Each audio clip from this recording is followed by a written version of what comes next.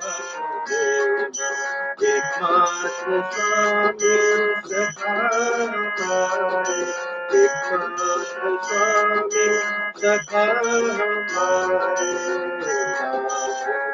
नारायण वसुदेव श्री कृष्ण गोविंद हरे मुरारी, नारायण वसुदेव श्री हरि शरणं प्रभु हरि श्री हरि शरणं प्रभु हरि श्री हरि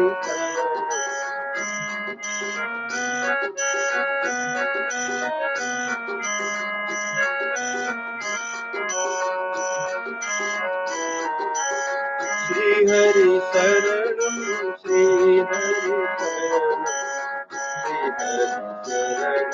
श्री हरि शरणं श्री हरि शरणं श्री हरि शरणं श्री हरि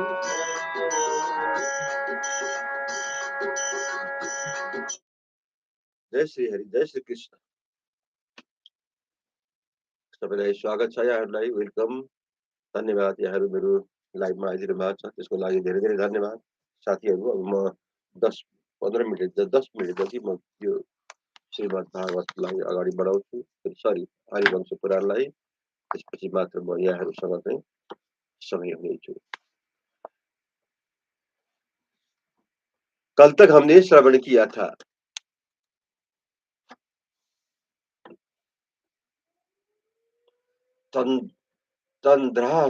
चंद्रार्ध शेखर भगवान शिव को अपने सामने खड़ा देख वो दोनों प्रसन्न चित्त हुए उन्हें बारंबार नमस्कार करने लगे तब श्री भगवान बोले राजकुमारों तुम दोनों का कल्याण हो तुम कोई वर मांगो तुम्हारी जैसी इच्छा हो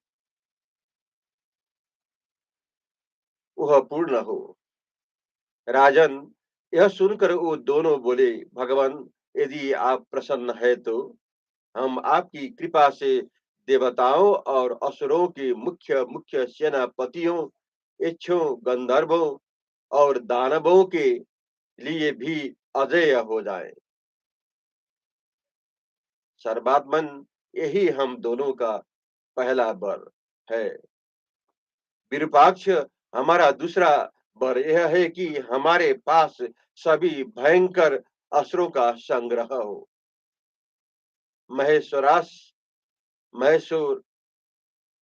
रुद्राक्ष तथा महान ब्रह्मशीर नामक अस्त्र हमें उपलब्ध हो सर्व अमेध्य कवच दिव्य एवं अच्छे धनुष और परशु ये सदा हमें रक्षा के लिए सुलभ हो महादेव युद्ध में आपके दो दो भूत हमारी सहायता के लिए जाए करे तब देवेश्वर हर ने ऐसा ही होगा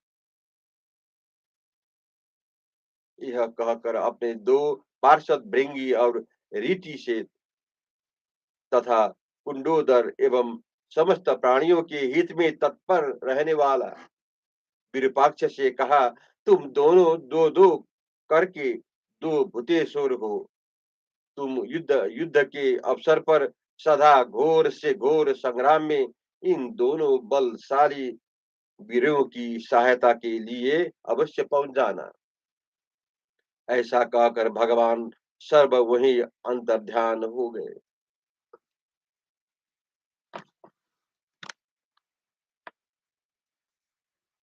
तदंतर बल और पराक्रम से संपन्न हंस और डिम्बक संपूर्ण अस्त्रों के ज्ञाता अस्त्र शस्त्रों के संचय से युक्त धनुर्धर एवं अत्यंत बलवान हो गए कवच बांधकर वो दोनों वीर जब युद्ध में खड़े होते, उस समय देवता और दानवों के लिए भी उन्हें जितना असंभव हो जाता था। नील लोहित भगवान शंकर में उन दोनों की बड़ी भक्ति थी। महादेव जी के लिए नित्य उत्सव रचाते, अपने अंगों में भस्म लगाकर सुशोभित होते, ललाट में त्रिपुंड लगाते और सदा सिर पर जटाएं धारण करके करते थे। सारे अंगों में रुद्राक्ष धारण करते, अपने अंगों के व्याघ्र चर्म से आच्छादित करते और परम बुद्धिमान शांत स्वरूप महान देव शिव को नमस्कार है इत्यादि नामों द्वारा महादेव शिव की स्तुति करते थे। इस प्रकार वो दोनों अपनी भीगी जटाओं में जब धारण करके साक्षात गंगाधर महादेव के दो विग्रहों के समान शोभा पाते थे, तदंतर उन दोनों बलवान वीरों ने अपने घर जाकर पिता के चरण पकड़े, पिता के सखा मित्र सह के और छुए पैर छुए और माता के चरणों में प्रणाम किया। नरेश्वर परम बुद्धिमान धर्मात्मा जनार्दन ने भी दीर्घ काल तक अध्ययन करके योग युक्त होकर संपूर्ण विद्याओं में पारंगत योग्यता प्राप्त की। वह अपनी इंद्रियों को बस में करके ब्रह्म तत्व के चिंतन में तत्पर रहकर नित्य निरंतर इंद्रियों की प्रेरक रेशमी पीताम्बरधारी भगवान विष्णु को उपासना करता था। हंस और डिम्बक के विवाह हो गए। फिर धर्मात्मा जनार्दन ने भी पत्नी का पाणी ग्रहण किया। वो सबके सब यज्ञ में तत्पर, पंच यज्ञ परायण और अपनी ही अपनी ही पत्नी में अनुरक्त रहकर गुरुजनों की सेवा में संलग्न रहते थे। नरेश्वर वो यह मानते थे कि धर्म ही परम कल्याण करने वाला है। जय श्री हरि। अब हम षठ का 7वां अध्याय प्रारंभ करने जा रहा हूँ। मैं आज हंस और डिम्मक की मृगया के विषय में थोड़ा श्रवण करेंगे।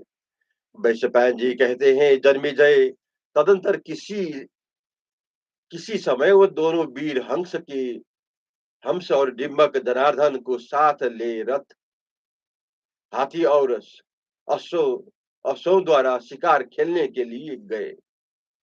महाराज, वन में जाकर वो दोनों वीर अपने पैने बाणों द्वारा सिंहों, व्याघ्रों और बाराहों का सब प्रकार से वध करने लगे।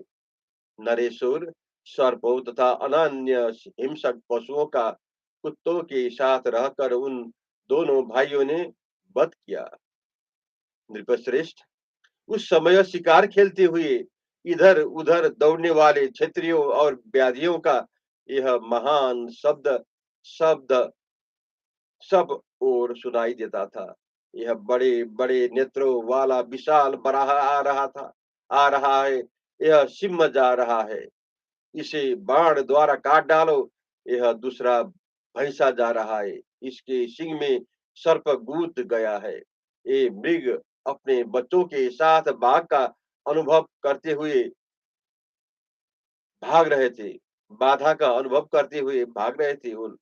ये मृग अपने बच्चों के साथ भाग रहा था। यह खरगोश का महान समुदाय भयभीत होकर सर्वत्र भटक रहा था। यह छोटा बच्चा स्तन भी पी रहा है, इसे नहीं मारना चाहिए, ऐसा करने में भी ही भलाई है। इन सब को कुत्तों से घेर कर जीवित ही पकड़ लेना चाहिए इत्यादि।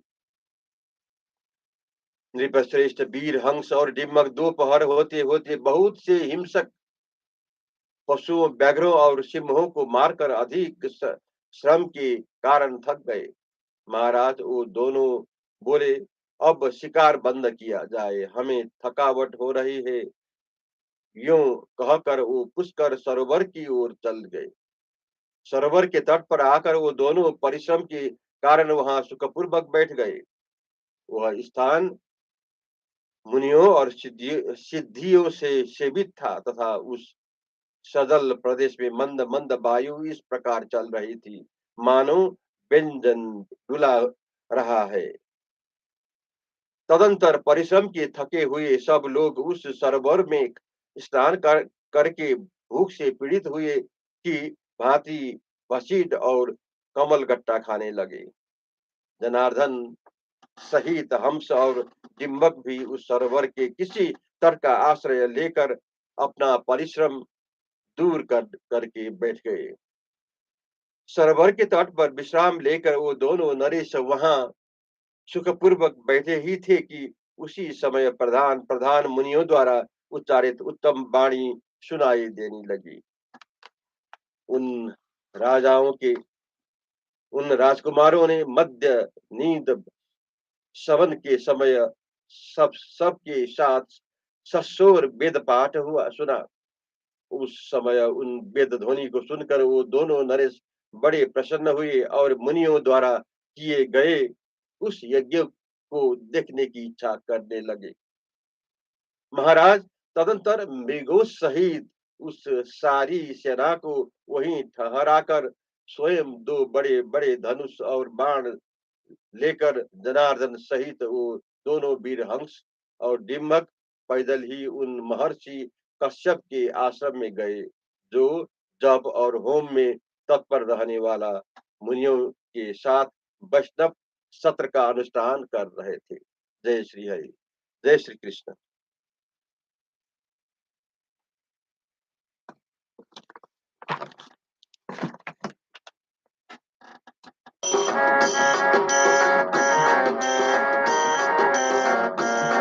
नाथ नारायण वासुदेव, श्री कृष्ण गोविंद हरे मुरारी।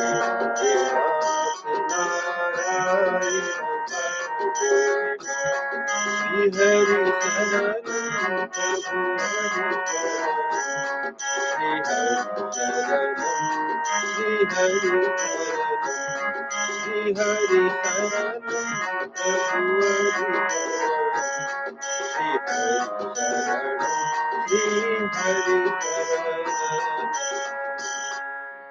जय श्री कृष्ण, जय श्री हरि।